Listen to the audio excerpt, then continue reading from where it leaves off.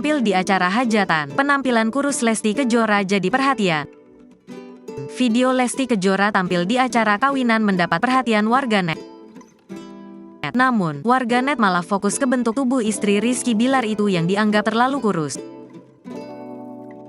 Lesti Kejora tampil menyanyi di sebuah acara hajatan. Di situ, Lesti tampil bersama Rizky Bilar beserta ibu dan ayah mertuanya. Lesti terlihat asyik bernyanyi, sementara Bilar dan kedua orang tuanya asyik berjoget.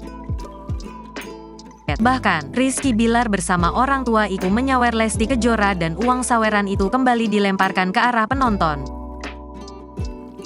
Video tersebut pun seakan menggambarkan keluarga Lesti Kejora yang harmonis. Hanya saja, warganet dibuat salah fokus mengomentari penampilan Lesti saat itu. Lesti Kejora mengenakan kebaya pas badan dipadukan dengan kain untuk bawahannya.